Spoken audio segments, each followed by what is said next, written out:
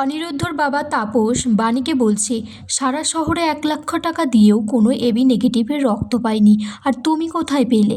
ভগবানের আশীর্বাদে রক্ত পেয়ে গেছি, বাণী বলছে। তাপস বলছে, বাবা হিসেবে আমার কিন্তু জানার অধিকার আছে। বাণী তখন বলে দেয় যে অনিরুদ্ধর একটা বোন রক্তটা দিয়েছে।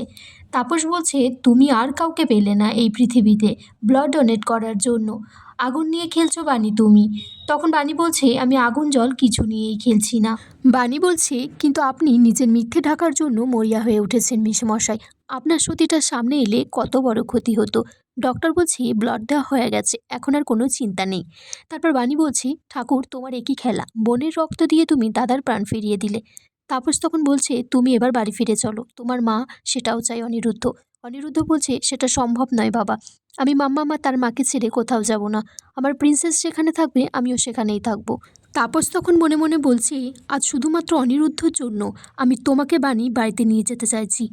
তারপর তাপস বলছে, ঠিক আছে, তোমরা তিনজনেই আমার বাড়িতে থাকবে, আমি সাথীকে খবর দিয়ে দিচ্ছি। অনিরুদ্ধর মা ফোনে কথা বলছে আজকে অনিরুদ্ধ ফিরবে, অনেক বড় চিন্তা আজকে মুক্ত পেলাম।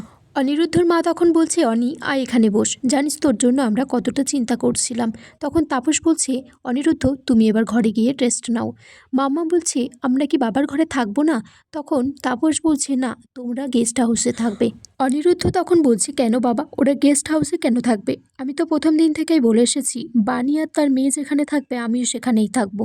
অনিরুদ্ধর মা বলছে, শোনো বাণী, তোমাকে শুধুমাত্র অনিরুদ্ধর জন্যই বাড়িতে থাকতে দিয়েছি, তোমাকে বৌমা হিসেবে কোনোদিনই মেনে নিতে পারবো না। এদিকে বিদ্যুৎকে বলছে, তোমার যে মাথায় বুদ্ধি নেই সেটা জানতাম না, তুমি কোর্টে গিয়ে হেরে গেলে, তারপর তোমার মেয়ে নাচতে নাচতে তার পাতানো বাবার কাছে চলে গেল। বিদ্যুৎকে বলছে, আমাদের একটা আইডিয়া আছে, আমাদেরকে কেউ ধরতেই পারবে না, আমরা বরঞ্চ বুড়ো বুড়ি সেজে নিই, তখন বলবো তানিয়া আর কুয়াশার বাবা মা। বিদ্যুৎ তখন মুখ ফসকে বলে ফেলেছে যে কুয়াশা তো পাহাড় থেকে পড়েই মারা গেছে। এদিকে বাণী অনিরুদ্ধকে ধরে ধরে খাটে শুইয়ে দিচ্ছে। তখন তানিয়া বলছে, বাবা আমি কি তোমার মাথায় হাত বুলিয়ে দেব, তুমি যেমন দাও।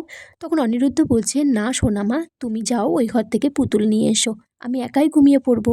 বাণী অনিরুদ্ধকে ওষুধ খাইয়ে দিচ্ছে। অনিরুদ্ধ বলছে, পিঠের দিকটা একটু টান লাগছে। তারপর তারা দুজনে দীর্ঘক্ষণ একে অপরের দিকে তাকিয়ে থাকে। অনিরুদ্ধ বলছে, আপনি আমার জন্য অনেক কিছু করেছেন। বাণী তখন বলছে, আপনি আমার থেকে বয়সে বড়, আপনি তুমি করেই বলতে পারেন। বাণী বলছে, আপনি আমাকে কেন বাঁচাতে গেলেন?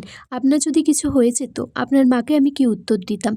এমনিতেই আমি সবসময় লজ্জায় মাথা নিচু করে থাকি। এদিকে কুয়াশা আর বিদ্যুৎ ছদ্মবেশ নিয়ে নিয়েছে। কুয়াশা বলছে, তাড়াতাড়ি করো, আমাদেরকে মৌলির কাছে যেতে হবে, টাকা পয়সা নিতে হবে। বিদ্যুৎ তখন বলছে, একটা কথা বলো তো কুয়াশা, আমি যদি মরে যাই আমার শ্রাদ্ধের দিনও কি তুমি এরকম ফিনফিন একটা ব্লাউজ আর লাল শাড়ি এরকম সেজে থাকবে?